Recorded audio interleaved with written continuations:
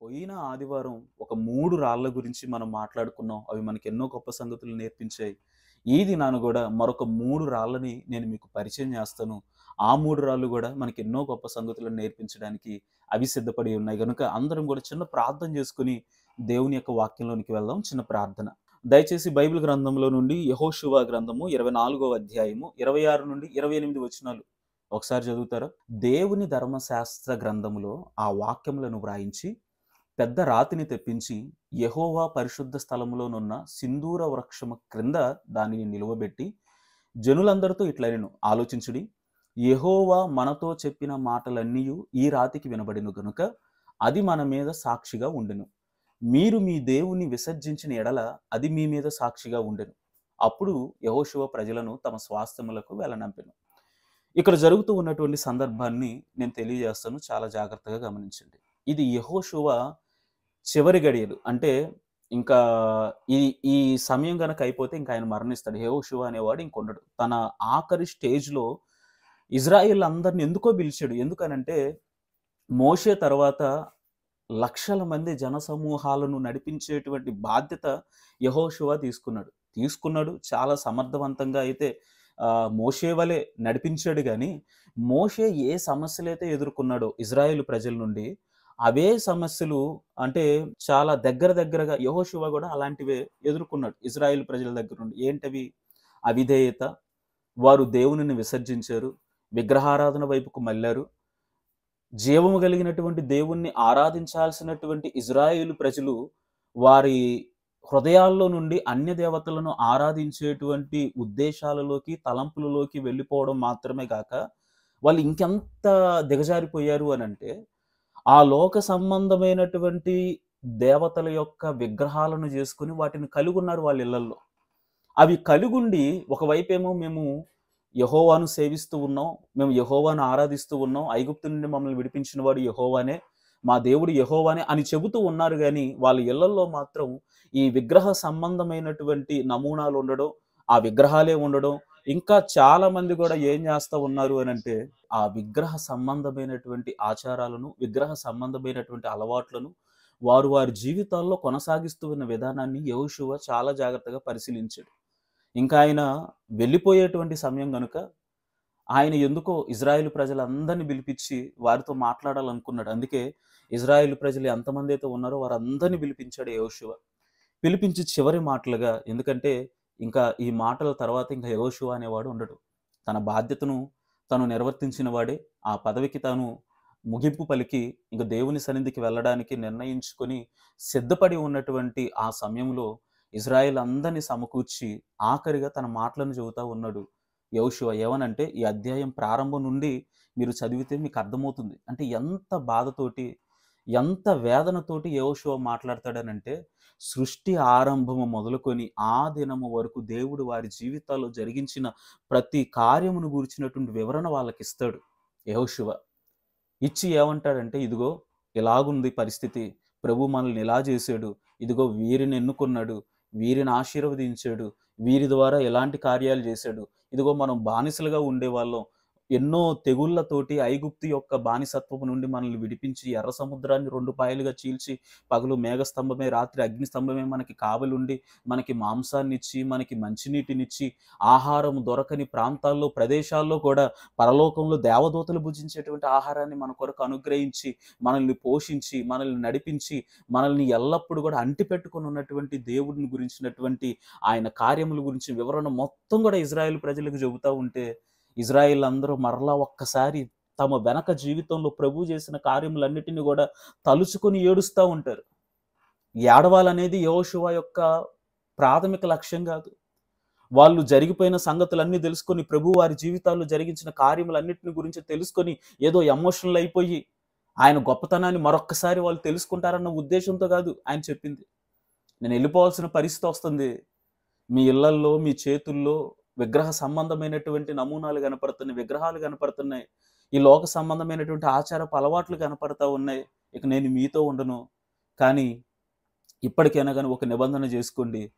మీ మీరు స్వాతంత్రంగా ఉన్నారు. మీ ఇష్టం. మీరు ఎవరినైతే పూజించాలనుకుంటున్నారో, మీరు ఎవరినైతే ఆరాధించాలనుకుంటున్నారో, ఎవరినైతే దేవుడిగా భావించాలనుకుంటున్నారో, వారినే మీరు దేవుడిగా భావించి వారిని ఆరాధించండి.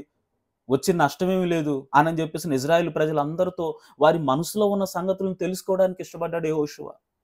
అడుగుతా ఉన్నాడు, మీరు ఎవరిని ఆరాధిస్తారు? మీరు ఎవరిని నమ్ముకుంటారు? ఒక్కసారి చెప్పండి అని చెప్పేసనంటే, దేవుడు వారి జీవితాల్లో జరిగించిన ప్రతి కార్యమును మరొక్కసారి వాళ్ళు నెమరు వేసుకున్నటువంటి కారణాన్ని బట్టి కన్నీళ్లతో వాళ్ళందరూ చెబుతారు, మేము యెహోవాను తప్ప మరెవ్వరిని సేవించము అని చెప్పేసనంటే బాధతో యెహోషువ అంటాడు, మీ చేతుల్లో ఇంకా విగ్రహాలు కనపడతా ఉన్నాయి. మీ గృహాల్లో ఇంకా విగ్రహాలు కనపడుతున్నాయి. ఆ అన్య దేవతల యొక్క ఆచారపు అలవాట్లు మీ గృహాల్లో కనబడతా ఉన్నాయి. దేవునికి విరోధమైనటువంటి కనబడతా ఉన్నాయి. మరొక్కసారి ఆలోచన చేయండి. మరొక్కసారి ఆలోచన చేయండి. ఎవరు ఏదో నేను ఈరోజు వింటాను, నేను తర్వాత వెళ్ళిపోతాను. మీరు ఇచ్చిన సాక్ష్యమును గురించి ఎవరు వినరులే అని అనుకోకండి. ఈరోజు మీరు చేసుకుంటున్న తీర్మానం ఏదైతే ఉంటుందో, మీరు ప్రభుతో తీసుకుంటున్న నిర్ణయం ఏదైతే ఉంటుందో, అది వినడానికి నేను ఒక పని చేయబోతున్నానని ఆయన ఏం చేశాడంటే ఒక పెద్ద రాతిని తెప్పించాడంట. ఒక పెద్ద రాయిని తెప్పించాడు. ఆ రాయిని తీసుకొనొచ్చి యెహోవా పరిశుద్ధ స్థలములో సింధూర వృక్షము కింద దాన్ని నిలువబెట్టాడంట. నిలువబెడుతూ ఆయనతో వారితో అంటా ఉన్నాడు, ఈ రాయి ఏంటో చెప్పనా? మనందరి మాటలు వింటూ ఉన్న రాయి ఇదే. ఇది సాక్ష్యం ఇచ్చేటువంటి రాయి అని యెహోషువ ఆ రోజు మాట్లాడాడు. వీరు మరలా దేవుడితో చేసుకుంటున్నటువంటి నిబంధనకు సాదృశ్యకంగా యెహోషువ దేన్ని నిలబెట్టాడంటే ఒక పెద్ద రాయిని నిలబెట్టాడు. ఎందుకండి? ఏముంది ఆ రాయిలో అంత స్పెషాలిటీ అనంటే, ఆ రాయిలో ఉన్నటువంటి ఒక ప్రత్యేకమైనటువంటి లక్షణం ఏంటో చెప్పనా? అది వినగలిగినటువంటి శక్తి కలిగినటువంటి రాయి. రాయిలో ఉనికి ఉండదు. రాయిలో చలనం ఉండదు. రాయిలో జీవం ఉండదు. జీవం ఉంటేనే కదా స్పందించడానికి, కదలికకి అవకాశం ఉంటుంది. చాలా విచిత్రమైనటువంటి విషయం, యెహోషువ ఒక రాయిని నిలబెట్టాడంట. ఆ రాయికి ఒక సూపర్ న్యాచురల్ పవర్ ఉంది. అదేంటి అనంటే, అది వినగలిగినటువంటి శక్తి కలిగినటువంటి రాయి. అందుకే జనులు అందరితో అంటా ఉంటున్నాడు, ఏదో ఒక రాయిని నిలబెట్టానని చెప్పేసి అనుకోకండి. ఈ రాయికి మామూలు శక్తి లేదు. మీరు మాట్లాడుతున్న మాటలు, ప్రభు మనతో మాట్లాడుతున్న మాటలన్నిటిని కూడా వినగలిగినటువంటి శక్తి కలిగినటువంటి రాయి ఇది. ఎందుకయ్యా ఈ రాయి అనంటే, ఈ రోజు మీరు ఏదైతే మాట్లాడుతున్నారో ఆ మాటలన్నీ విని మన మీద సాక్షిగా ఉంటుంది ఈ రాయి. రేపటి రోజున మేమెప్పుడు ప్రభుతో తీర్మానం చేసుకున్నాం, మేమెప్పుడు ప్రభుతో మేము నిర్ణయించబడ్డాం, ఒక నిబంధనలోకి వచ్చాం అని గనక మీరు అబద్ధం ఆడితే మీ గురించి సాక్ష్యం చెప్పేది ఏంటో చెప్పనా? ఈ రాయే. వినగలిగినటువంటి రాయి. నేను అందుకే ఈ రాయికి ఒక పేరు పెట్టాను, సాక్షార్థకమైనటువంటి రాయి. చిన్నతనంలో నేను సండే స్కూల్కి వెళ్ళేటప్పుడు మా సండే స్కూల్ టీచర్ మమ్మల్ని ఎక్కువగా ఒక మాట హెచ్చరిస్తూ ఉండేదన్నమాట. అరే, మీరు యవన ప్రాయంలో ఉన్నారు, ఇప్పుడిప్పుడే ఎదుగుతా ఉన్నారు. మీరు చేసే ప్రతి తప్పు కూడా ఎవరు వినట్లేదని అనుకోకండి, ఎవరు చూడట్లేదని అనుకోకండి. మీరు చేసే ప్రతి తప్పు, మీరు చేసే ప్రతి వాక్య విరుద్ధమైనటువంటి క్రియ గురించి రేపటి రోజున దేవుని సింహాసనం ఎదుట రాళ్ళొచ్చి సాక్ష్యం చెబుతుంది అని, రాళ్ళొచ్చి సాక్ష్యం చెబుతాయి అని చెప్పేసి అంటే, మేము మా సండే స్కూల్ టీచర్ని ఏంటి అక్క పిచ్చిదా అని చెప్పేసి అనుకున్నాం మేము. రాళ్ళొచ్చి సాక్ష్యం చెప్పడం ఏంటి? రాళ్ళకు నోర్లు ఉంటాయా? పోనీ మనం చేసేటువంటి వాటిని రాళ్ళేమన్నా చూస్తాయా? మనం మాట్లాడుకునేటువంటి మాటలు సీక్రెట్‌గా ఫోన్‌లో మాట్లాడుకున్నా, ఎవరికీ తెలియకుండా మాట్లాడుకున్న రాళ్ళు ఉంటాయా? గోడలకు కూడా చెవులు ఉంటాయంట గదండీ! దేవుని యొక్క వాక్యం ద్వారానే ప్రభు మనతో మాట్లాడుతూ ఉన్నాడు గదా! ఎప్పుడు గూడా రాళ్ళని సాధారణమైనవిగా తీసుకోకండి. చిన్నతనంలో నేను ఇది చాలా ఏంటి అక్క ఎలాగంటుందని అనుకున్నాను గాని, వాక్య వివరణలోకి వచ్చిన తర్వాత నాకు నిజమేనా అనిపించింది. చాలా ఆశ్చర్యం వేసింది. అన్ని రాళ్ళకి శక్తి ఉంటదేమో తెలీదు గాని, యెహోషువ నిలవబెట్టినటువంటి రాయికి మాత్రం ఆ శక్తి ఉంది. యెహోవా మాటలను వినగలిగినటువంటి శక్తి. ఆ రాయి ఏం చేసిద్ది అనంటే, మనం ప్రభుతో తీర్మానించుకున్న తర్వాత, ప్రభుతో ఒక నిర్ణయానికి వచ్చిన తర్వాత, మన పాపములన్నిటిని కూడా ఒప్పుకొని వాటిని విడిచిపెట్టి ప్రభుతో ఒక నిబంధన చేసుకున్న తరువాత, మరలా ఆ నిబంధనలో నుండి మన వైదొలిగి ఈ లోక సంబంధమైనటువంటి వ్యవహారంలో గనక మనం వెళ్తే, రేపటి రోజున మన గురించి ఈ రాళ్ళు సాక్ష్యం ఇస్తాయి.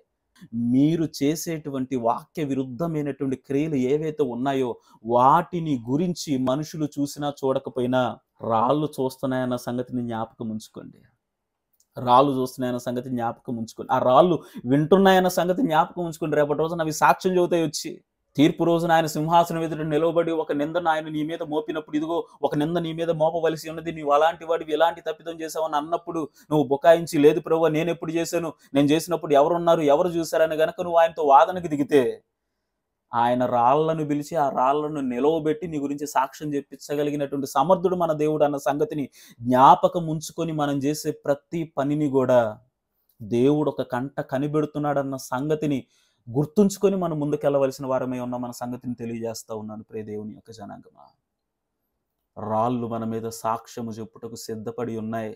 ఎవరు చూడట్లేదులే, ఎవరు గమనించట్లేదులే, ఎవరు మనల్ని పట్టించుకోవడం లేదులే, మానవుల కంటికి మనుషుల కంటికి మనం కనబడట్లేదులే, మనం చేసేటువంటి పనులను ఏ ఒక్కరు కూడా పరిశీలించట్లేదులే అని అనుకుంటున్నావేమో. ప్రకృతిలో ఉన్న ప్రతిదీ కూడా నిన్ను గమనిస్తుందన్న సంగతిని జ్ఞాపకం ఉంచుకో.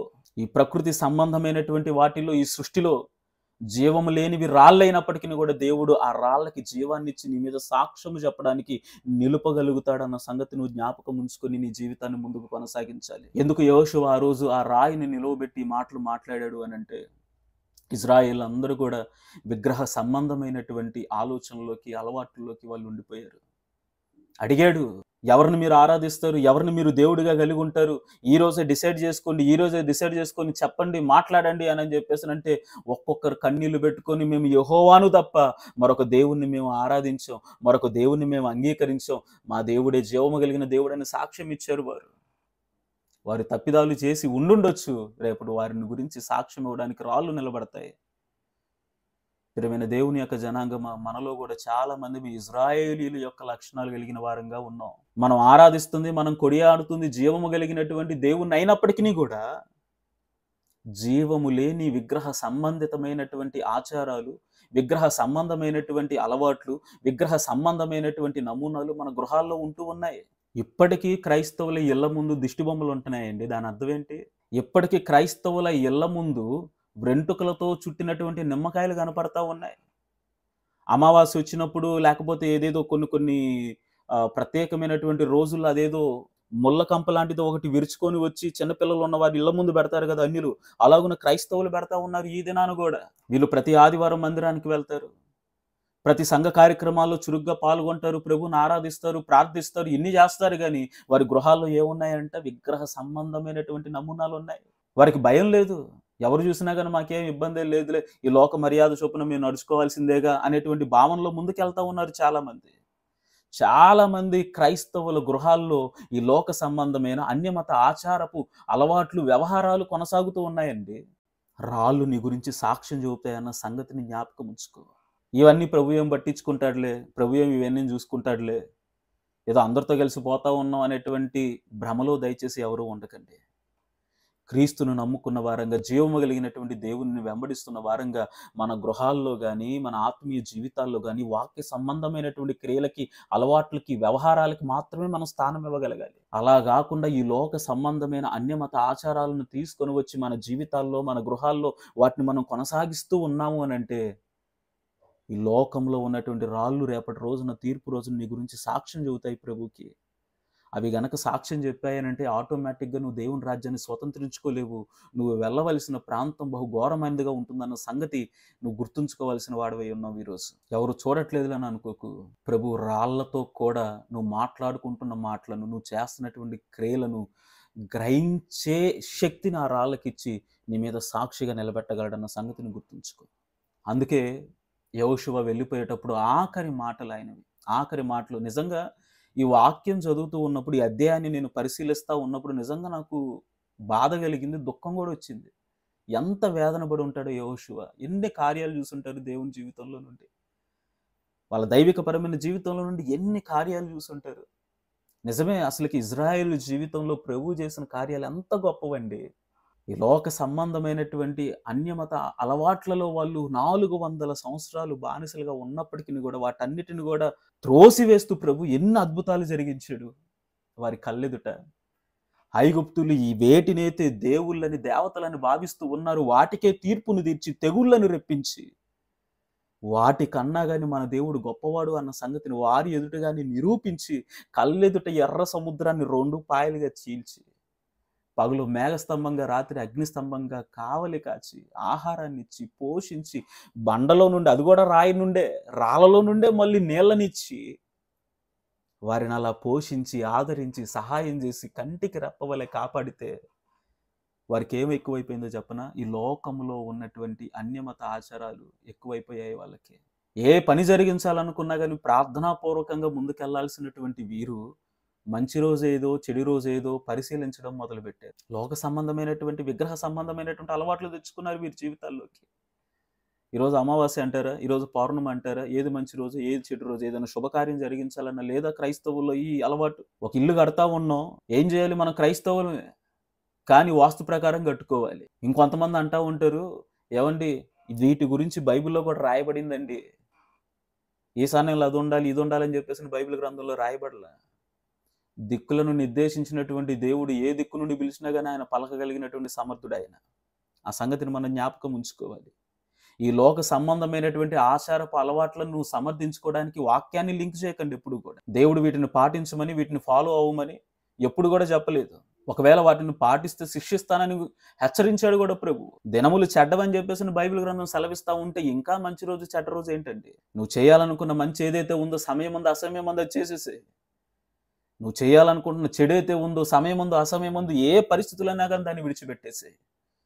దానికి ముహూర్తాలు, శుభగడియలు ఇవన్నీ చూసుకోవడానికి వీల్లేదు. ఒకవేళ నువ్వు అలాగున చూస్తున్నావంటే, ఒక శుభకార్యం చేద్దామన్నా, ఒక పెళ్లి చేద్దామన్నా, ఒక ఇల్లు కట్టాలన్నా, ఈ లోక సంబంధమైన అన్యమత ఆచారాలను నీ కుటుంబంలోకి, నీ గృహంలోకి, నీ జీవితంలోకి నువ్వు తీసుకొని వస్తూ ఉన్నావు అని అంటే, రేపటి రోజున నిన్ను గూర్చి రాళ్ళు సాక్ష్యం ఇచ్చి నీ మీద నింద మోపుతాయన్న సంగతిని జ్ఞాపకం ఉంచుకో ప్రభు ఎదుట.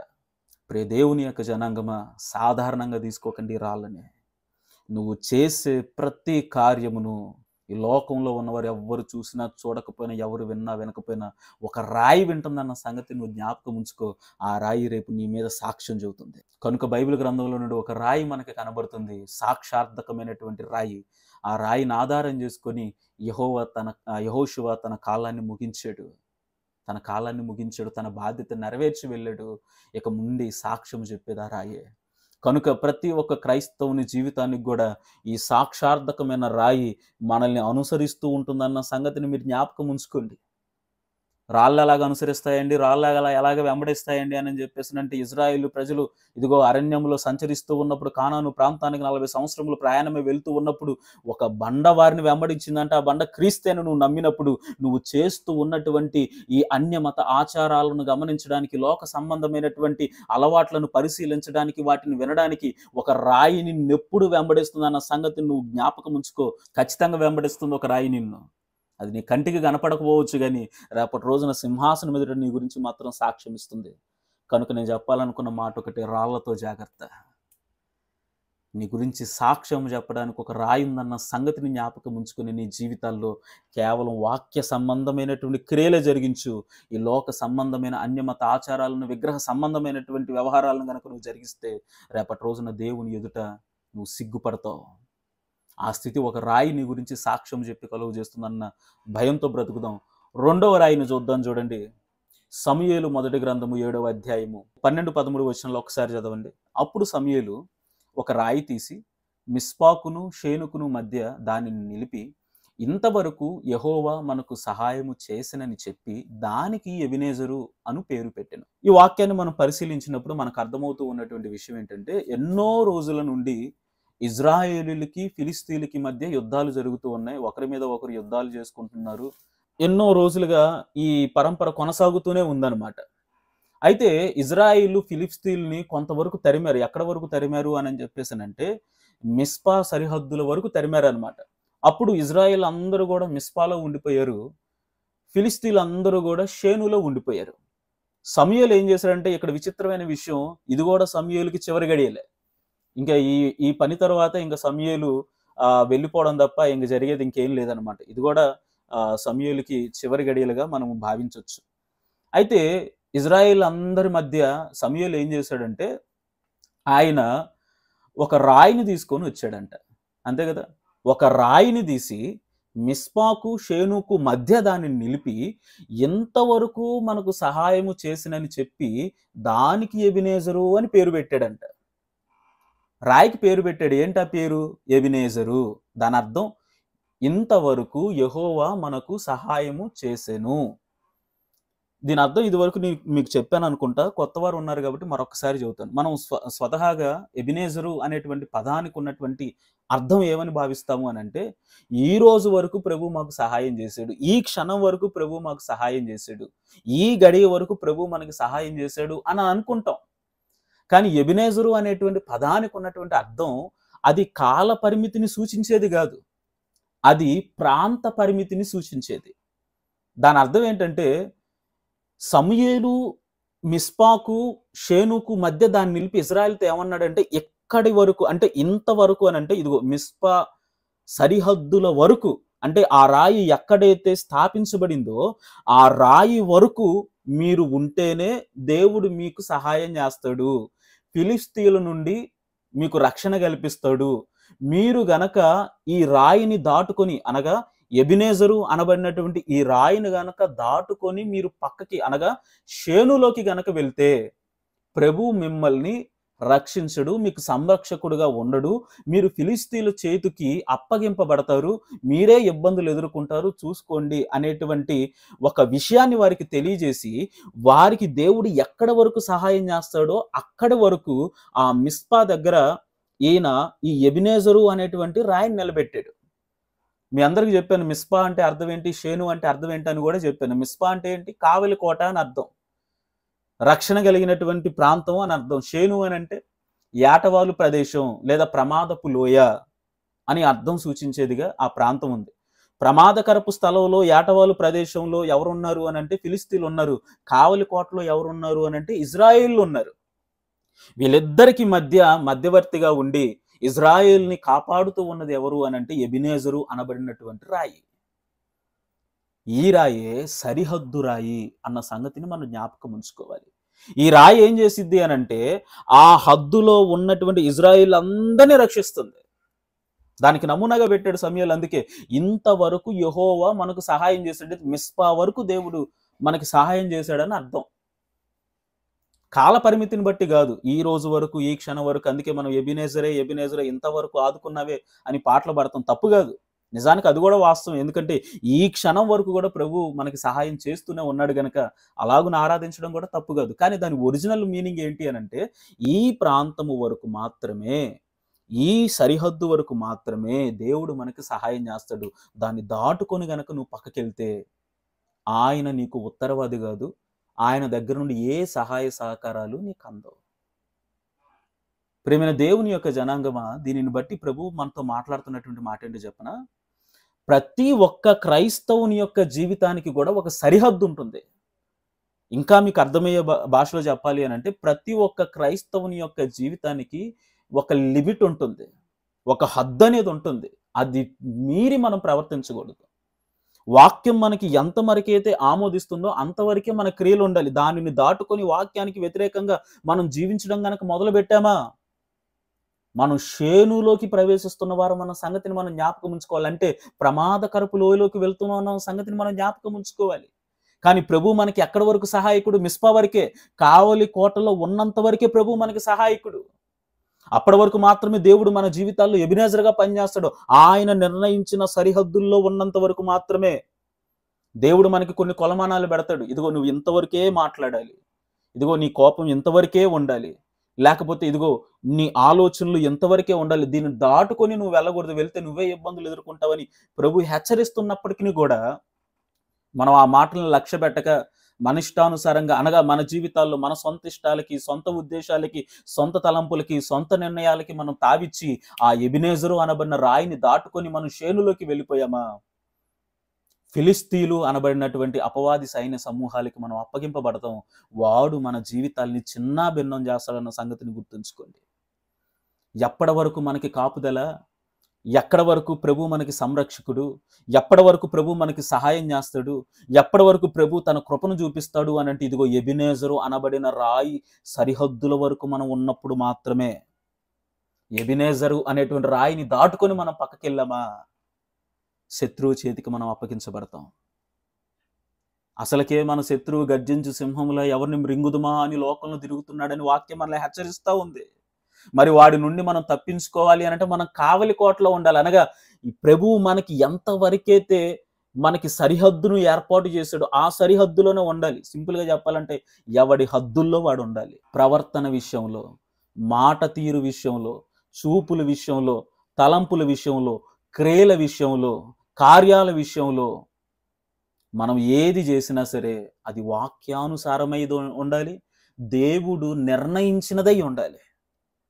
ఇంకా బాగా చెప్పాలంటే దేవుని చిత్తానుసారమైనదై ఉండాలి. అలా గాకుండా దేవుని చిత్తాన్ని పక్కకు బెట్టేసి, దేవుని యొక్క వాక్యాన్ని పక్కకు త్రోసేసి గనక మనము వెళ్ళిపోతే, మనం ఎబినేజర్‌ని దాటుకొని షేనులోకి వెళ్తున్నామన్న సంగతిని మనం జ్ఞాపకం ఉంచుకోవాలి. అలా వెళ్తే ఎవరికి ప్రమాదం అంట? ఇజ్రాయేలుకి అనగా మనకే. అందుకే ఆయన అంటా ఉన్నాడు, మీరు ఎబినేజరు అనబడినటువంటి ఈ సరిహద్దు రాయి వరకు మాత్రమే ప్రభువు మీకు సహాయం చేస్తాడు. ఇంతవరకే యెహోవా మనకు సహాయం చేసినని చెప్పి దానికి ఎబెనెజర్ అని పేరు పెట్టాడంట సమూయేలు. ప్రతి ఒక్కరి జీవితంలో కూడా ఈ ఎబెనెజరు అనబడిన రాయి ఉంటుంది. ఆధ్యాత్మిక కోణంలో మనం ఆలోచన చేసినప్పుడు మనకు అర్థమవుతుంది ఆ సంగతి. ప్రతి ఒక్కరి జీవితంలో ఉంటుంది ఈ రాయి. ఈ రాయి ఏం చేస్తుంది అనంటే మనల్ని సంరక్షిస్తుంది. అందుకే దీనికి సరిహద్దు రాయి అని పేరు పెట్టాను. ఇది మనల్ని సంరక్షిస్తుంది. ఎవరి నుండి? ఫిలిస్తీన్లు అనబడిన అపవాది సైన్య సమూహముల నుండి మనల్ని రక్షిస్తుంది. మనకి కాపుదలనిస్తుంది. అందుకే క్రైస్తవులమైనటువంటి మనం మిస్పాలోనే ఉండాలి. అనగా కావలి కోటలోనే ఉండాలి మనం. దేవుని యొక్క ఆధీనంలోనే ఉండాలి. దేవుని యొక్క నడిపింపులోనే ఉండాలి. దేవుని యొక్క చిత్తంలోనే ఉండాలి. మన జీవితాల్లో ఏది జరుగుతున్నా, ఏది మనం చేస్తూ ఉన్నా అది దేవుని చిత్తమా కాదా అని తెలుసుకొని మనం చేయాలి. అది ఏ పనైనా సరే, అది ఏ కార్యమైనా సరే. దేవునికి ప్రార్థన చేసి ప్రభు యొక్క ఆమోదాన్ని, ప్రభు యొక్క అంగీకారాన్ని తెలుసుకొని మనం ముందుకెళ్ళాలి. ఎందుకనంటే ఇలాంటి ఆలోచన, ఇలాంటి ప్రవర్తన, ఇలాంటి అలవాటు గనక మనకు లేకపోతే మనకు తెలియకుండానే మనం షేనులోకి అనగా ప్రమాదకరమైన లోయలోకి వెళ్ళే ప్రమాదం ఉంది. కానీ దేవుడు చెబుతా ఉన్నాడు, మిస్పాలో ఉన్నంత వరకు మాత్రమే నేను మీకు సహాయం చేస్తాను. ఈ సరిహద్దు రాయి ఉంది చూసారా, ఎబెనెజరు అనబడినటువంటి రాయి ఎక్కడ వరకైతే ఉందో ఆ సరిహద్దు వరకు మాత్రమే మీకు సహాయం చేస్తాను. అలా కాకుండా ఆ రాయిని దాటుకొని పక్కకు పోయారనుకోండి నష్టపోయేది మనమే. చాలా సందర్భాల్లో ఈ ఎబెనెజరు అనబడేటువంటి రాయిని మనం దాటుకొని వెళ్తాం కదండి. ఎన్నో క్రియలు, ఎన్నో కార్యాలు మనం చెయ్యకూడదన్న సంగతి మనకు తెలుసు. వాక్యం ఎన్నోసార్లు మనల్ని హెచ్చరించింది, మనకి బోధించింది. అయినా సరే మనం చాలా సందర్భాల్లో ఆ వాక్యాన్ని మీరి ప్రవర్తిస్తాం. తెలుసు, మన దైనందిన మన జీవితాల్లో ఎన్నో సందర్భాల్లో కొన్ని వాక్య విరుద్ధమైనటువంటి క్రియలు మనం జరిగిస్తాం. అది తప్పన్న సంగతి తెలుసు. దేవుడు దానికి ఆమోదించడన్న సంగతి తెలుసు. అయినా సరే వాటిని మనం జరిగించి మనమే ఆ ఎబెనెజరు అనబడిన రాయిని దాటుకొని ప్రమాదకరపు లోయలోకి వెళ్ళి అక్కడి నుండి ప్రభువుని పిలుస్తాం. ప్రభువా నాకు సహాయం చేయని. ఎందుకు చేయాలండి ప్రభు మనకి సహాయం? చెప్పలేదా ఆయన నీకు? నిలవబెట్టలేదు ఎబెనెజరు అనబడేటువంటి రాయి సరిహద్దుని నీ కొరకు తీర్మానించి ఇదిగో ఇక్కడ వరకు మాత్రమే నీకు సహాయం చేస్తానని చెప్పలేదా? పాపంలోకి వెళ్ళిపోయి, పాపంలో పడిపోయి, పాపంలో మునిగిపోయిన తర్వాత అయ్యో నేను పడిపోయాను. చాలా మంది క్రైస్తవులకి ఇదొక ఫ్యాషన్ అయిపోయిందండి. వారం అంతా కూడా చేయదలుచుకున్న తప్పులన్నీ చేసేస్తారు. చేయాలనుకున్న వాక్య విరుద్ధమైన క్రియలన్నీ చేసేస్తారు. ఆదివారం పూట మాత్రం వచ్చేసి ఏమని అంటాం మనం? అయ్యా నేను ఈ వారం అంతా పాపంలో బొర్లాడాను, పాపంలో మునిగిపోయాను, పాపంలో తేలాడాను. నీ హస్తాలతోటి నన్ను పైకి లాగయ్యా, నీ వాక్యం అనేటువంటి హిస్సోపుతో నన్ను గడిగయ్యా, అది సరిపోకపోతే నీ రక్తాన్ని గార్చయ్యా. ఎన్నిసార్లు గార్చారు నీకోసం రక్తాన్ని దేవుడు? ఎన్నిసార్లు బలవ్వాలి నీకోసం? చెప్పలేదా ఆయన నీకోసం? చెప్పలేదా నీకు? ఎక్కడ వరకు సహాయం చేస్తాడో, ఎక్కడ వరకు ఆయన కృప ఉంటుందో, ఎక్కడ వరకు ఆయన నిన్ను కాపాడతాడో నీకు వాక్యం ద్వారా తెలియజేయలేదు తెలుసు. అయినా సరే మరలా ఎందుకు పాపంలోకి వెళ్ళిపోతావు అనంటే తెలియక కాదు. ఎబెనెజరు అనబడిన రాయి మన జీవితాల్లో ఉందన్న సంగతి తెలుసు కూడా కావాలని ప్రమాదకరపు లోయలోకి వెళ్తాం. అది ఎందుకంటే కింద నుండి చూస్తా ఉన్నప్పుడు దాని అర్థం అదే. షేను అంటే ఏంటంటే ఒక కొండ ప్రాంతం, కొండ మీదకి ఎక్కి కిందకు చూసామనుకోండి లోయ ఎలాగైతే కనపడుద్దో అలాగుంటదన్నమాట లోయ.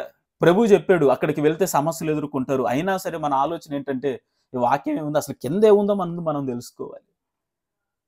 కింద ఏ నిధులు ఉన్నాయో, బంగారపు గనులు ఉన్నాయో, లంకెబిందెలు ఉన్నాయో అనేటువంటి ఆలోచన మనందరికీ. దేవుని వాక్యాన్ని కూడా పక్కకు పెట్టేసి సొంత ఆలోచనలతోటి, సొంత తలంపులతోటి ఆ ప్రమాదకరపు లోయలోకి వెళ్ళిపోయి పడిపోయి మరలా ప్రభు వైపు చేతులు చాచి అయ్యా నేను పడిపోయానంట. ఇది ఎంతవరకు కరెక్ట్ అండి?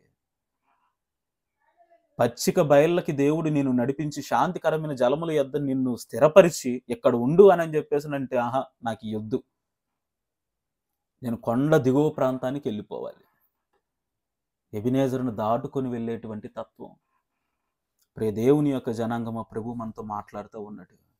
గుర్తుంచుకోండి, ఎబినేజరు అనబడినటువంటి రాయి సరిహద్దులో ఉన్నంత వరకు మాత్రమే ప్రభు మనకి రక్షకుడు, ప్రభు మనకి సహాయకుడు, ప్రభు మన జీవితాల్లో కార్యాలు చేస్తాడు. దానిని దాటుకొని తెలిసి కూడా నువ్వు శేనులోకి వెళ్ళిపోయావా, ప్రభు నీకు ఉత్తరవాది కాదు, ప్రభు నీకు సహాయం చెయ్యడు అన్న సంగతిని జ్ఞాపకం ఉంచుకో. అందుకే బైబిల్ గ్రంథంలో రాయబడింది ఒక మాట, బుద్ధిపూర్వకముగా గనక నువ్వు తప్పు చేసావు అనుకో, ఇంక నీకు పాప క్షమాపణ అనేది లేదు. తెలిసి తెలియకేదో తప్పు చేసావనంటే ప్రభు ఏమైనా కృపచొప్పున అవకాశం ఇస్తాడేమో కానీ, చేసే పని చేసే పాపం ఇదిగో దేవుని యొక్క వాక్య విరుద్ధమైందన్న సంగతి తెలిసి కూడా నీ బలహీనతను బట్టి నువ్వు జరిగించి, ప్రభువా ఇదిగో నాస్తాలు నీకు ఇస్తున్నానంటే, ప్రభు నువ్వెవరో కూడా నాకు తెలియదు అంటాడు. ఆ పరిస్థితి తెచ్చుకోకండి. ప్రభు కరుణామయుడే, ప్రభు జాలి కలిగిన దేవుడే, ప్రభుకు మన పట్ల బాధ్యత ఉంది, మనల్ని అర్థం చేసుకుంటాడు, మనల్ని ఆదరిస్తాడు, అన్ని రకాల సహాయాలు మనకి చేస్తాడు. ఎక్కడి వరకు? ఎబినేజరు అనబడినటువంటి రాయి సరిహద్దు వరకు మాత్రమే.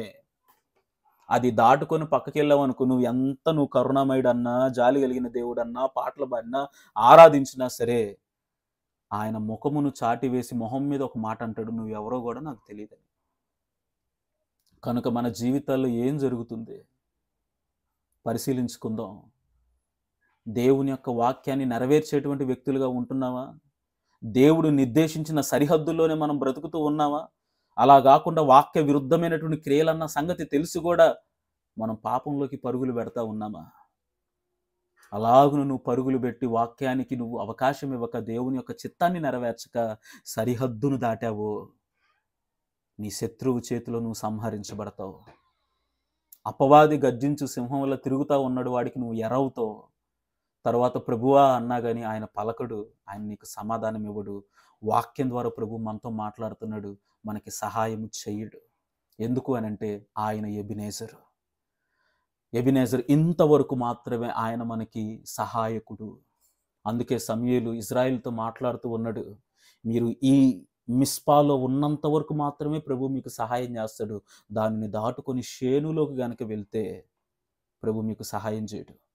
ఆ మాటలు విని ఇజ్రాయిల్ ఏం చేశారంట? మిస్పాలోనే ఉండిపోయారంట. రాయబడింది లేఖనం, ఇలాగున ఫిలిస్తీన్లు అనపబడిన వారే ఇజ్రాయేలు సరిహద్దులోనికి తిరిగి రాక ఆగిపోయిరి. సమూయేలు ఉండిన దినములన్నిటను యెహోవా హస్తము ఫిలిస్తీన్లకు విరోధముగా ఉండెను. సమూయేలు ఉన్నంత వరకు కూడా ఇజ్రాయేలు ప్రజలు ఆ ఎబినేజరు అనేటువంటి రాయిని దాటలేదు. ఫిలిస్తీన్లలో నుండి వారు విడిపించబడ్డారు, వారి దగ్గర నుండి సమస్యలు ఎదురవ్వలేదు. ఇంకా బాగా చెప్పాలంటే వీరే మిస్పాలోకి రావడానికి సాహసం చేయలేదు. ఇజ్రాయేలు సరిహద్దులోకి వాళ్ళు తిరిగి రాక ఆగిపోయారంట. వద్దురా బాబు, అక్కడ ఏముంది అని అంటే, ఇదిగో ఎబినేజరు అనబడిన రాయి ఉంది. మనం దాటామనుకోండి, మనం సమస్యలు ఎదుర్కొంటాం. వాళ్ళు దాటుకొని మిస్పాలోకి వచ్చారనుకో, వారికి అది కావలి కోట అవ్వదు, వారికి అది ప్రమాదకరమైన లోయ అవుతుంది. ప్రభు వారిని అణిచివేస్తాడు. అందుకే ఆ భయంతో ఫిలిస్తీన్లు మరెన్నడూ కూడా సమూయేలు ఉన్నంత కాలం, ఆ ఎబినేజరు అనబడిన రాయి స్థాపించినంత కాలం, ఆ సరిహద్దులో ఇజ్రాయేళ్లు బ్రతికినంత కాలం ప్రభు వారికి సహాయం చేశాడు. కనుక మనము కూడా అలాగునే దేవుడు మన జీవితాలకి కూడా ఎబినేజరుగా ఉన్నాడు. అనగా ఒక సరిహద్దు రాయిని ప్రభు మనకి నియమించాడు. ఎంతవరకు మనము ప్రవర్తించాలో, ఎంతవరకు మనం లిమిట్స్లో ఉండాలో, ఎంతవరకు మనం దేవుని యొక్క వాక్యాన్ని మనం నెరవేర్చే వారిగా ఉండాలో ప్రభు మనకు ప్రతిదీ వాక్యం ద్వారా తెలియజేస్తూ ఉన్నాడు. ఇవన్నీ తెలుసుకొని కూడా వాక్య విరుద్ధమైన క్రియలు జరిగిస్తే నష్టపోయేది మనమే. ఈ సరిహద్దు రాయి మనకి బోధిస్తుంది కూడా అదే. కనుక ఈ రాయి కొన్ని స్పెషాలిటీ ఏంటి? ఫస్ట్ రాయేమో సాక్షార్థకమైన రాయి. ఇది సరిహద్దు రాయి. దీనికి నేను పెట్టుకున్న పేరు సంరక్షణ రాయి, లేదా సహాయం చేసేటువంటి రాయి. చూసారా, రాయిని ఆధారం చేసుకుని కూడా ప్రభు ఎంత గొప్ప మాటలు మనతో మాట్లాడుతున్నాడు. రాళ్ళకు కూడా శక్తినిచ్చి చేసుకుంటాడండి ప్రభు కార్యాలు. రాళ్లతోనే కేకలు వేయించగలిగినటువంటి సమర్థుడు మన దేవుడు. దేవునికి స్తోత్రం, హల్లెలూయా. ఎంత గొప్ప దేవుడు అండి. ఆఖరిగా మరొక రాయిని మనం చూసుకొని ముగించుకుందాం. చూడండి, ప్రకటన గ్రంథం 2వ అధ్యాయం 17వ వచనంలో మనకి రాయి కనపడుతుంది. చూడండి, ఇక్కడ చదవనటువంటి లేఖనాన్ని పరిశీలించినప్పుడు ప్రభు మాట్లాడుతా ఉన్నాడు. ఆల్రెడీ ఈ విషయం మీతో చెప్పారు. మనకి ప్రకటన గ్రంథంలో ఉన్నటువంటి 7 సంఘాలను గురించినటువంటి వివరణ ఇచ్చేటప్పుడు ఈ విషయాన్ని ఒకసారి టచ్ చేశాను గూడా, వివరణ ఇచ్చాను గూడా. కొత్తవారు ఉన్నారు గాబట్టి షార్ట్‌కట్‌లో మనం చెప్పుకొని ముగించుకోవడానికి ప్రయత్నం చేద్దాం. ఆల్రెడీ సమయం గూడా మించిపోయింది. గమనించండి, ఇక్కడ రాయబడినటువంటి మాటేంటంటే, సంఘములతో ఆత్మ చెప్పుచున్న మాట చెవిగలవాడు వినుగాక. జయించువానికి మరుగై ఉన్న మన్నాను భుజింపనిత్తును, మరియు అతనికి తెల్లరాతి నిత్తును. ఆ రాతి మీద చెక్కబడిన ఒక కొత్త పేరుండును, పొందిన వానికే గాని మరి ఎవనికి తెలియదు. సో ఇది ఎవరితో మాట్లాడుతున్నాడు ప్రభు అనంటే సంఘములతో మాట్లాడుతూ ఉన్నాడు. ఆ సంఘానికి సంబంధించినటువంటి దూతలతోటి, ఆ సంఘాలతోటి ప్రభు మాట్లాడుతూ ఉన్నాడు. చాలా సంగతులు తెలియజేసుకుంటా వస్తూ ఉన్నాడు. అయితే యూనివర్సల్‌గా ప్రతి ఒక్కరితో ప్రభు చెబుతున్నటువంటి మాట ఏంటంటే, జయించు వాడు ఎవడైతే ఉంటాడో వాడికి మరుగై ఉన్నటువంటి మన్నాను ఇస్తాను అని అంటా ఉన్నాడు. మన్నాకున్నటువంటి ప్రాధాన్యత ఏంటో మనందరికీ తెలిసిందే. ఏంటి? అది పరలోకంలో దేవదూతలు భుజించేటువంటి ఆహారం. ఆ మన్నా ఎవరో కాదు, సాక్షాత్తు యేసుక్రీస్తు ప్రభుల వారే. ఆయనే జీవాహారం. రేపటి రోజున మనం పరలోకానికి వెళ్ళిన తర్వాత మనకు ఆకలి దప్పులు ఉండవు. మనం ఆ మన్నాని భుజిస్తాం, అనగా ప్రభు ద్వారా మనం పోషించబడతాం అనేటువంటి సంగతిని ఆధ్యాత్మిక కోణంలో చెబుతూ, మన్నాను భుజింపనిస్తాను అంటే వారి ఆకలిని నేను తీరుస్తాను, వారిని నేను పోషిస్తాను, తన రాజ్యంలో వారికి ఎటువంటి ఆకలి దప్పులు ఉండవు అనేటువంటి విషయాన్ని ఇక్కడ తెలియజేస్తా ఉన్నాడు. బాగానే ఉంది. కానీ రెండవదిగా ఆయన ఏమంటా ఉన్నాడు? మరియు అతనికి తెల్లరాతినిత్తును. తెల్లరాయ.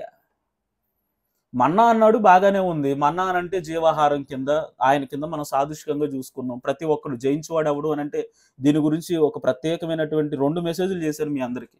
మనం లోకంలో ఉండి వేటిని జయించాలి, దేవునిలోకి వచ్చిన తర్వాత వేటిని జయించాలి అని 2 రకాల వాక్యాలు మీకు చెప్పాను.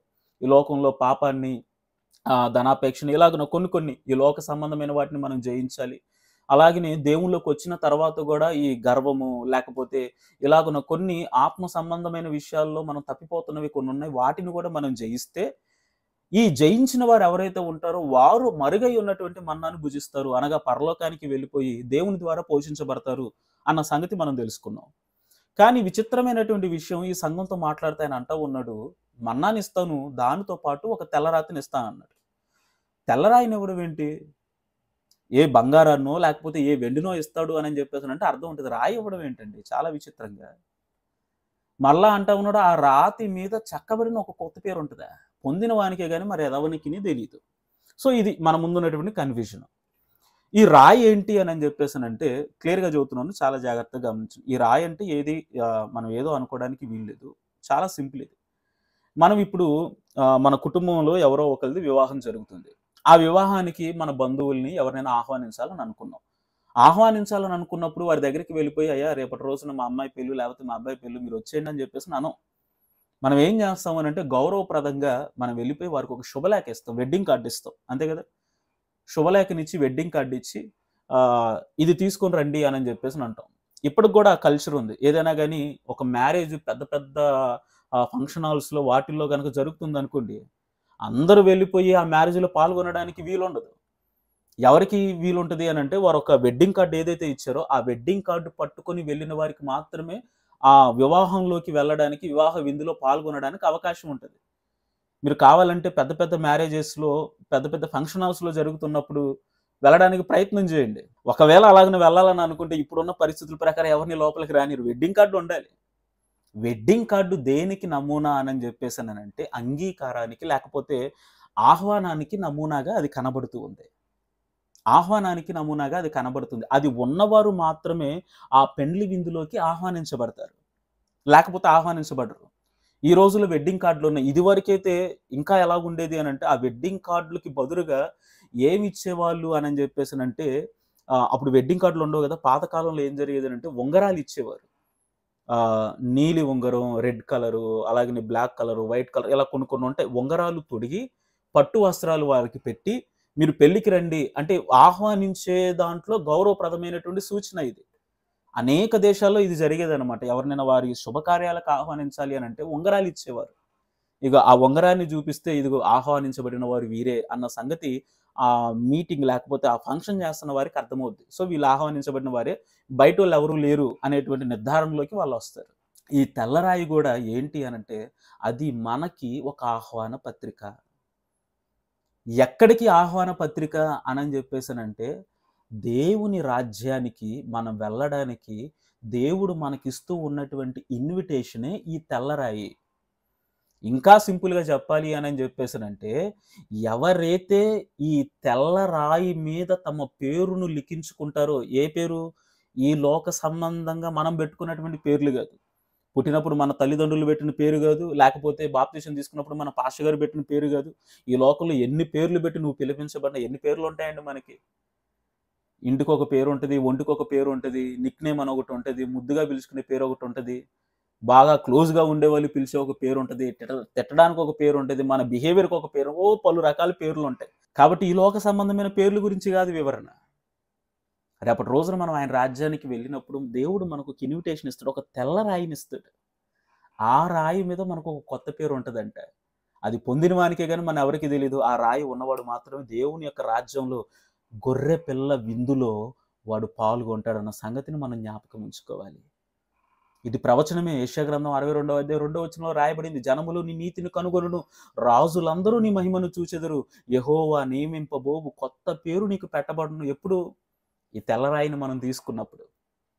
తెల్లరాయిని ఎందుకు రాయి అనంటే, ఎక్కువగా రాళ్ళ మీద రాయించినటువంటి పేర్లు ఎక్కువ కాలం స్థిరంగా ఉండిపోతాయి. మరి ఇంకెక్కడ రాసినా గాని అవి కనుమరుగైపోతాయి గానీ, రాళ్ళ మీద పేర్లు రాయడం అనేటువంటి అలవాటు ఎప్పుడు ప్రాచీన కాలం నుండి వాళ్ళకింక వేరే అవకాశం లేదు. తర్వాత ఆకులని, లేకపోతే ఈ ఈ పత్రాలని ఇలాగ వచ్చాయి గానీ, ఇదివరకు వాళ్ళు ఏదైనా రాయాలన్నా, ఏదైనా ఆకారాలను చిత్రీకరించాలన్నా రాళ్ళే వాళ్ళకన్నిటికీ ఆధారం. అంతెందుకండి, ఇజ్రాయెల్‌కి దేవుడు ఆజ్ఞలిచ్చినప్పుడు గూడా దేని మీద రాయించాడంట? రాతి పలకల మీద ఆయన ఆయన ఆజ్ఞలు చెక్కి ఇజ్రాయేలు ప్రజలకిచ్చాడు ప్రభు. అలాగనే రేపటి రోజున మనం దేవుని యొక్క రాజ్యానికి వెళ్ళేటప్పుడు మనకొక తెల్లరాయి ఇస్తాడు. ఆ తెల్లరాయి మీద దేవుడు మనకు పెట్టిన ఒక కొత్త పేరుంటది. ఆ రాయి పట్టుకొని ఎళ్ళాలి. పెళ్లి విందుకెళ్ళేటప్పుడు, గొర్రెపిల్ల విందుకెళ్ళేటప్పుడు వెంటనే అక్కడ దేవదూతలు ఇద్దరు ఉంటారనమాట. ఏది నీ ఇన్విటేషన్ చూపించు అనగానే, ఏ ఇన్విటేషన్ అండి మాకేం తెలీదే అని అన్నారనుకోండి, ఏమవుద్దంట? ఈడ్చుకొని వెళ్ళిపోయి నువ్వు రావాల్సిన ప్లేస్ ఇది కాదు వేరొక చోట అని చెప్పేసి అక్కడ పడేస్తారు. ఎవరైతే ఈ తెల్ల రాతిని కలిగి ఉంటారో, ఎవరైతే దేవుని ద్వారా ఆ రాతిని సంపాదించుకుంటారో, ఎలా సంపాదించుకుంటారో అందుకే అన్నాడు కదా, జయించు వానికి మరుగై ఉన్న మన్నాను ఈ తెల్ల రాతిని ఇస్తాను అంటున్నాడు. ఎవరా జయించిన వారు? ముందే చెప్పాను మీకు. అందుకే నేను పూర్తి వివరణ నేను ఇవ్వడం లేదు. ఈ లోక సంబంధమైనటువంటి విషయాలన్నిటిని మనం జయించాలి. ఆత్మ సంబంధమైన విషయానికి వచ్చేసరికి కూడా మనం జయించాల్సినవి కొన్ని ఉన్నాయి. వాటిని జయించాలి. యూనివర్సల్ టోటల్‌గా వీటన్నిటిని మనం జయించినప్పుడు, విజయ కేతనాన్ని మనం ఎగరవేసినప్పుడు ప్రభు మనల్ని బట్టి సంతోషించి మనకి మరుగై ఉన్న మన్నానిస్తాడు, తెల్లరాతినిస్తాడు. ఆ రాయి పట్టుకొని మనం గొర్రెపిల్ల విందులోకి హ్యాపీగా వెళ్ళిపోవచ్చు. సంతోషంగా గొర్రెపిల్ల విందులో మనము మన ఆకలిని తీర్చుకోవచ్చు. దేవుని కుమారులుగా, కుమార్తెలుగా ఆయన రాజ్యంలో మనం స్థిరపడొచ్చు. అది గనక లేకపోతే మనం వెళ్ళేటువంటి ప్రాంతము వేరొకటి ఉందన్న సంగతిని జ్ఞాపకం ఉంచుకోండి. క్రైస్తవులంగా మన ఆధ్యాత్మిక జీవితాల్లో మన బ్రతుకు దినములన్నీ కూడా దేనికోసం కష్టపడాలో చెప్పనా? మరుగై ఉన్నటువంటి మన్నా కోసం, ఆ తెల్లరాయి కోసం కష్టపడాలి. నిజం. ఆ తెల్లరాయి గనక లేకపోతే మనం దేవుని యొక్క రాజ్యానికి వెళ్ళడానికి క్వాలిఫై అవుతున్న వాళ్ళం కాదు. డిస్‌క్వాలిఫైడ్. అది లేకపోతే మనం ఇంకా నెట్టివేయబడ్డమే, గెంటివేయబడ్డమే. ప్రభువే దాన్ని ఇన్విటేషన్‌గా ఇచ్చాడు. దానికి ఉపమానం కూడా సువార్తలో రాయించాడు ప్రభు. పరిశీలించండి తర్వాత మీకు సమయం ఉన్నప్పుడు. క్రైస్తవుడిగా మన ఆలోచన, మన టార్గెట్, మన గురి ఒకటే. ఆ తెల్లరాయిని సంపాదించుకోవాలి. ఏంటండి ఆ తెల్లరాయి అని చెప్పేసానంటే, దేవుని యొక్క రాజ్యానికి నీకు ఆహ్వాన పత్రిక అది. ఆహ్వాన పత్రిక. ఆ రాయి ఉంటేనే నువ్వు దేవుని యొక్క రాజ్యంలో స్థానం సంపాదించుకుంటావు. అక్కడ సజీవంగా ఉంటావు. ఆ తెల్లరాయి మనకు అలాగున సహకరిస్తుంది, సహాయం చేస్తుంది. కనుక క్రైస్తవులంగా ఆ తెల్లరాతిని సంపాదించుకోవడానికి ప్రయాసపడదాం, ప్రయత్నం చేద్దాం. జయించిన వారి గుంపులో మనము ఉందాం, మరుగై ఉన్న మన్నాని భుజిద్దాం. ఆ తెల్లరాతి మీద కొత్త పేరుని చెక్కించుకొని ప్రభు ద్వారా నియమించబడిన వారమే ఆ గొర్రెపిల్ల విందులో మనసారా తృప్తిగా ఆయనతో సహవాసం చేద్దాం. ఈ 3 రాళ్ళు ఈ దినాన మనకి ఎన్నో గొప్ప సంగతులు నేర్పించాయి కదండి. మరొక్కసారి మనం జ్ఞాపకం చేసుకుందామా? మొట్టమొదటి రాయి సాక్షార్థకపు రాయి. ఇదేం చేసిద్ది అనంటే, మనం చేసినటువంటి ప్రతి వాక్య విరుద్ధమైన క్రియలను వింటుంది. రేపటి రోజున ఆయన సింహాసనం ఎదుట సాక్ష్యం ఇస్తుంది. సరిహద్దు రాయి. ఈ రాయి ఏం చేస్తుంది అనంటే, ఆ సరిహద్దులో ఉన్న వారందరిని కూడా రక్షిస్తుంది. దాటుకుంటే మాత్రం శత్రువు చేతులకి మనం అప్పగించబడతాం. ఇది మనల్ని సంరక్షిస్తుంది. ఆఖరిగా తెల్లరాయి ఇది మనకేం చేస్తుంది అనంటే, దేవుని యొక్క రాజ్యంలో ఆ నిత్య సీయోనులో మనకి స్థానాన్నిస్తుంది. ఇవి కేవలం రాళ్ళే. కానీ ఈ రాళ్ళతో కూడా దేవుడు పరిచర్య చేయించుకుంటున్నాడు. ఈ జీవము లేని రాళ్ళకి కూడా దేవుడు జీవాన్నిచ్చి తన పనిని జరిగించుకుంటున్నాడు. ఈ రాళ్ళను ఆధారం చేసుకుని ఎన్నో గొప్ప సంగతులను ప్రభు మనకి బోధిస్తూ ఉన్నాడు. ఇప్పటికే బోధించాడు. కనుక ప్రియమైన దేవుని యొక్క జనాంగమా, ఏ మాటలనైతే మనం విన్నామో, ఈ రాళ్ళ గురించి ఏ విషయాలనైతే మనం ఆలోచన చేశామో, పరిశీలించుకుంటూ, ప్రయాసపడుతూ, సరిచేసుకుంటూ, గమనించుకుంటూ ముందుకెళ్దాం. నీ జీవితంలో ఒకవేళ ఇంకా ఈ లోక సంబంధమైన అన్యమత ఆచారాలకి నువ్వు అవకాశం ఇస్తూ ఉన్నావా? సాక్షార్థకమైనటువంటి రాయి నీ మాటలను వింటుందన్న సంగతిని గుర్తుంచుకో. దేవుడి చిత్తాన్ని దాటుకొని, దేవుడు నిర్దేశించినటువంటి సరిహద్దును దాటుకొని నువ్వు మీరి ప్రవర్తిస్తున్నావా? ఎబినేజరు అనబడినటువంటి సరిహద్దుపు రాయి నీ సహాయమును తీసివేస్తుందన్న సంగతిని జ్ఞాపకం ఉంచుకో. ఆఖరిగా తెల్లరాయి, నువ్వు జయించిన వారి గుంపులో ఉంటే దేవుని యొక్క స్థానం, దేవుని యొక్క సన్నిధిలో నీకు స్థానాన్ని కల్పిస్తుంది. ఒకవేళ నువ్వు జయించకపోతే ఈ రాయిని సంపాదించుకోలేవు. ఈ రాయే లేకపోతే దేవుని రాజ్యానికి నీకు ప్రవేశం లేదు. కనుక ఈ 3 రాళ్ళను గురించి ప్రార్థిద్దాం. ఈ 3 రాళ్ళు ప్రతి ఒక్క క్రైస్తవుని జీవితంలో ఉండి తీరాల్సినవే. సాక్షార్థపు రాయి మన జీవితాల్లో ప్రభు ఇప్పటికే నిర్ణయించి ఉన్నాడు. సరిహద్దు రాయిని ప్రభు నిర్ణయించి ఉన్నాడు. ఇదిగో ఈ తెల్ల రాయిని మాత్రం ఇవ్వాలని ఆశపడతా ఉన్నాడు. ఈ రెండిటిని కలిగి ఉంటేనే ఈ మూడవది మనం సంపాదించుకోవడానికి అవకాశం ఉంటుంది. కనుక ఈ మూడిటిని కలిగిన వారమే దేవుని యొక్క రాజ్యంలో నిత్యము సంతోషిస్తూ, ప్రభుని ఆరాధిస్తూ, ప్రభుని మహిమపరుద్దాం. అట్టి కృప ప్రభు మనందరికీ అనుగ్రహించునుగాక. ఆమేన్.